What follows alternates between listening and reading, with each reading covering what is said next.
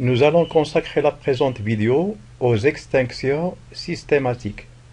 Ces extinctions correspondent au cas où les intensités de certaines familles réticulaires vont être nulles, même si les diffractions de ces familles sont autorisées. Ça voudrait dire que même si une famille HKL vérifie la condition de Bragg, à savoir 2D sinus θ est égal n lambda, et si on la positionne à l'angle de diffraction permis, elle ne va pas diffracter, comme on peut l'illustrer par le schéma d'Ewald suivant.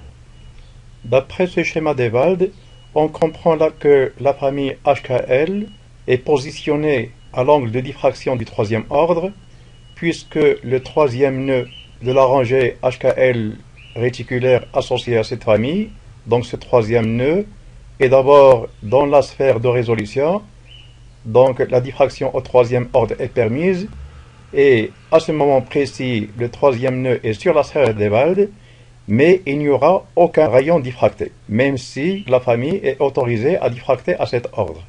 Nous allons voir dans un instant que cette interdiction de diffraction va dépendre étroitement des indices HKL dans certaines conditions qu'on va expliquer.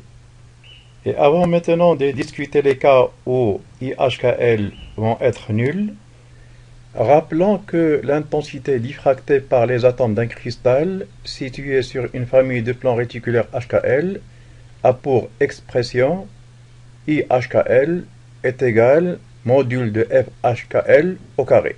FHKL est ce qu'on appelle le facteur de structure de la famille HKL. Il s'agit d'un nombre complexe dont l'expression est la suivante.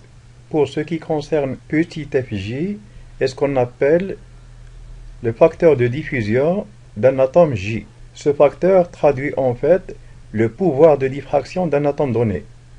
Ce pouvoir est fonction du nombre d'électrons que contient l'atome. À savoir que la diffraction d'un atome est d'autant plus importante que son nombre d'électrons est élevé. Comme le facteur de structure est un complexe, il peut s'écrire sous forme AHKL plus IBHKL. Les expressions analytiques de A et B sont les suivantes. Comme IHKL correspond au carré du module de FHKL, c'est que IHKL est égal à A au carré plus B au carré. Et pour ce qui concerne la phase phi d'un atome J, son expression est 2π hxj plus kyj plus lzj, xj, yj et zj ne sont autres que les coordonnées dans la maille de l'atome J. Et disposant des termes A et B, la phase correspondrait à arc tangente B sur A. Pour plus de détails sur tout ce qu'on vient de rappeler, voir la vidéo précédente dans laquelle nous avons abordé l'établissement de l'expression du facteur de structure et de l'intensité IHKL. Maintenant qu'on dispose de la relation entre l'intensité IHKL et le facteur de structure FHKL, on comprend bien alors que les extinctions systématiques que nous allons discuter et pour lesquelles IHKL est égal à 0 correspondraient en fait au cas où le facteur de structure sera nul. Disposant de toutes ces informations, on est donc en mesure d'aborder le problème des extinctions systématiques. Comme on va le confirmer dans un instant, l'existence de symétrie de translation dans un cristal donné va entraîner l'annulation de l'intensité de certaines familles réticulaires lorsque celles-ci se trouvent en position de diffraction à certains ordres autorisés. On parle dans ce cas d'extinction systématique. Ces extinctions se traduisent par des conditions sur les indices HKL des plans de diffraction. Les éléments de symétrie de translation concernés sont les suivants. Le mode de réseau de Bravais centré I, le mode de réseau de Bravais bas centré A, B ou C, le mode de réseau de Bravais face centré F, les plans de glissement A, B, C, N et D, et les axes hélicoïdaux 2, 1, 3, 1, 3, 2, 4, 1, 4, 2, 4, 3, 6,1, 6,2, 6,3, 6,4 et 6,5.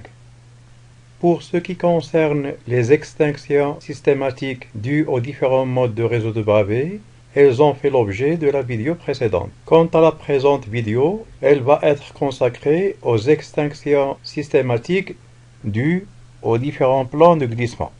Quant aux extinctions systématiques dues aux axes hélicoïdaux, elles vont faire l'objet de la prochaine vidéo. Pour ce qui concerne maintenant les extinctions systématiques dues au plan de glissement, il est recommandé de revoir la définition de ces plans pour pouvoir comprendre le raisonnement qu'on va effectuer. Personnellement, nous avons déjà publié une vidéo concernant la définition des plans de glissement. Si, à titre d'exemple, nous considérons le plan XZ, noté cristallographiquement 0, 1, 0, comme plan de glissement A, ça voudrait dire qu'à chaque atome situé à la position X, Y, Z va correspondre à un atome équivalent, donc de même nature, situé à la position X plus 1,5 moins Y, Z. Dans ces conditions, si on regroupe les atomes de la maille en paires, le facteur de structure va alors avoir l'expression suivante. Dans ce cas, le facteur de structure ne peut se factoriser que si K est égal à 0. C'est-à-dire que les extinctions ne peuvent concerner que les familles H0L, donc les familles qui sont parallèles à l'axe Y. Dans ces conditions, si on considère donc que K est nul, l'expression de f H0L sera alors la suivante. En développant ensuite le facteur exponentiel HPI en cosinus et en sinus, on comprend alors que f H0L ne peut être éteint que si sinus HP est égal à 0 et cosinus HP est égal à moins 1. Ceci ne peut avoir lieu alors que si H est un nombre impair. En conclusion donc, f H0L est nul si H est égal à 2n plus 1. D'un autre côté, le plan XOZ et plus précisément le miroir XOZ peut être également un plan de glissement C. Si c'est le cas, l'atome situé à la position XYZ aura comme équivalent l'atome situé à la position X, Y bar, Z plus 1,5. Y devient Y bar puisque XOZ est un miroir qui est perpendiculaire à Y, donc la coordonnée Y serait inversée. Et à Z correspond Z plus 1,5 puisque le plan considéré est un plan de glissement C, et de ce fait, le glissement se fait parallèlement à l'axe Z de la moitié du paramètre C. En regroupant alors les atomes de la maille par paire, l'expression du facteur de structure sera la suivante. Dans cette expression, le premier terme correspond à la position x, y, z et le deuxième correspond à son image x, y bar, z plus 1,5. Le facteur de structure ne peut se factoriser que si k est égal à 0. Et son expression sera la suivante. Le facteur de structure dans ce cas doit être envisagé uniquement pour les plans H0L et son expression sera la suivante. Et si on la factorise par le premier terme, elle devient comme suit. Et en développant cette fois le terme exponentiel LPI en cosinus et sinus, l'expression de f H0L devient alors comme suit. D'après cette expression, f H0L ne peut être nul que si sinus LP est nul et cosinus LP est égal à moins 1. Cette condition ne peut alors être vérifiée que si L est un nombre impair. Le même miroir maintenant X au Z peut être un plan de glissement N. Dans ce cas, l'image de chaque atome situé en X, Y, Z sera un atome situé en X plus 1,5, Y bar, Z plus 1,5. Y bar, puisque le miroir est perpendiculaire à l'axe Y, donc il va inverser la coordonnée Y, et plus 1,5 suivant X et plus 1,5 suivant Z, parce qu'il s'agit d'un plan de glissement n. Donc c'est un plan diagonal où le glissement donc se fait suivant la diagonale de la face AC. Comme dans les deux derniers cas, si on regroupe les atomes de la maille par paire, l'expression du facteur de structure correspondante sera la suivante. Et toujours comme dans les deux derniers cas, FHKL ne peut se factoriser que si K est nul. Et si on factorise par le premier terme, l'expression de FH0L devient, et si on développe le terme H plus LPI en cosinus et sinus, FH0L devient, cette expression montre que FH0L ne peut s'annuler que si le terme en sinus est nul et le terme en cosinus égal à moins 1. Pour que ces conditions soient vérifiées, il faut que H plus L soit un nombre impair. En conclusion, pour que FH0L soit nul, dans le cas où le plan XOZ est un plan de glissement N, il faut absolument que la somme des indices H et L soit impaire. Ceci étant dit, les trois cas de glissement qu'on vient d'envisager pour le miroir X au Z peuvent être également envisagés pour les miroirs X au Y et Y au Z, et pour lesquels les calculs seraient conduits exactement comme on vient de le faire pour le miroir X au Z. Les conditions de diffraction correspondant aux différents glissements des miroirs X au Z, X au Y et Y au Z sont répertoriées sur le tableau suivant. Les quatre premières conditions de diffraction correspondent aux différents cas de glissement du miroir parallèle à Y, Z. Les quatre conditions de diffraction suivantes correspondent au cas du miroir X, Z. Et les quatre dernières conditions de diffraction correspondent aux différents cas de glissement pour le miroir X, Y. Pour chaque miroir, il y a quatre possibilités de glissement. Pour ce qui concerne les miroirs Y au Z, le glissement peut être suivant le paramètre B, et ce glissement serait de 1,5 de B, et par conséquent, le plan de glissement sera appelé plan de glissement B. Dans le même miroir, le glissement peut être cette fois suivant le paramètre C, et ce glissement sera de 1,5 de C. Et le miroir par conséquent sera appelé plan de glissement C.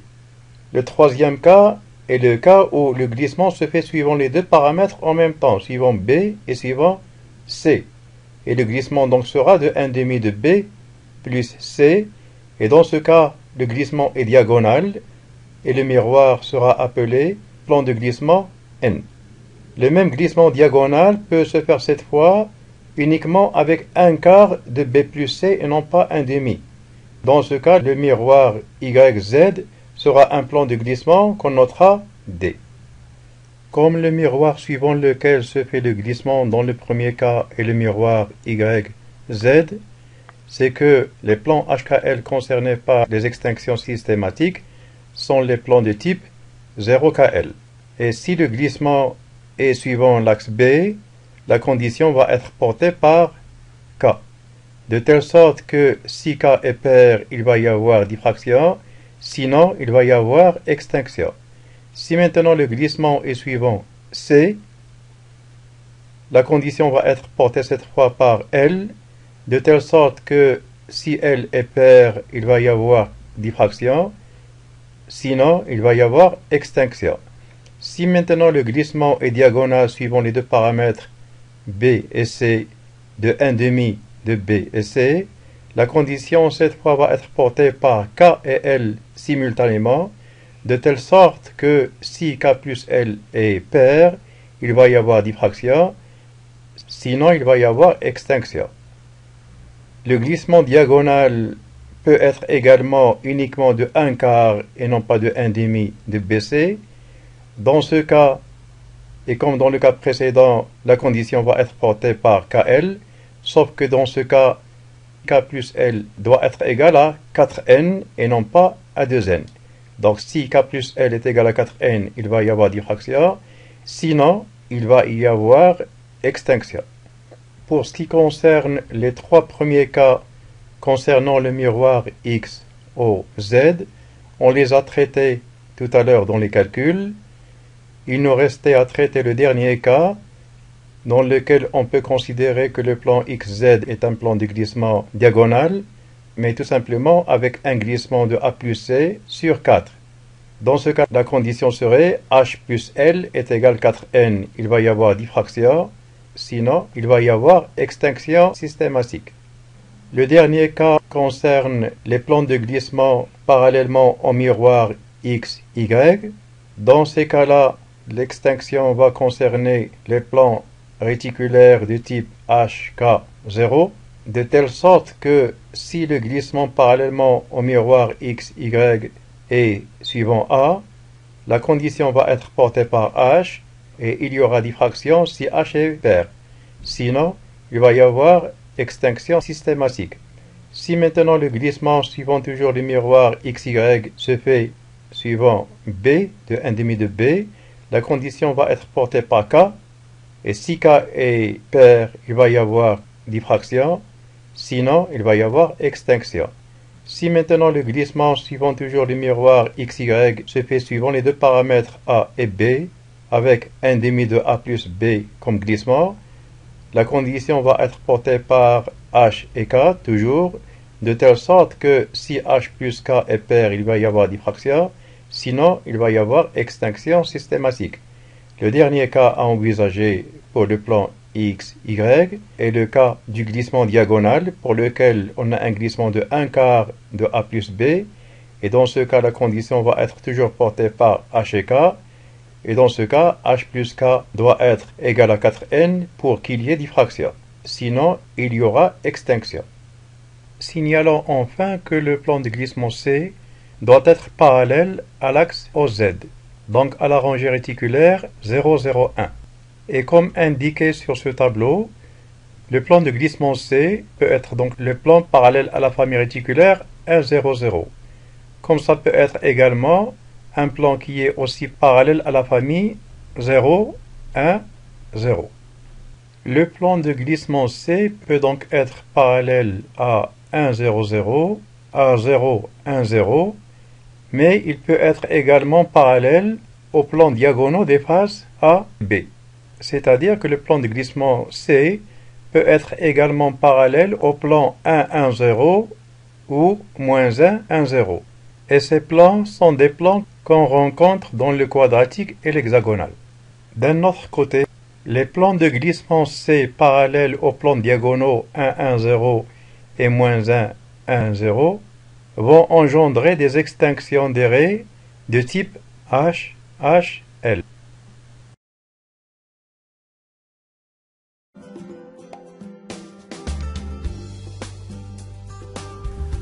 J'espère que la présente vidéo vous a bien servi et à la prochaine.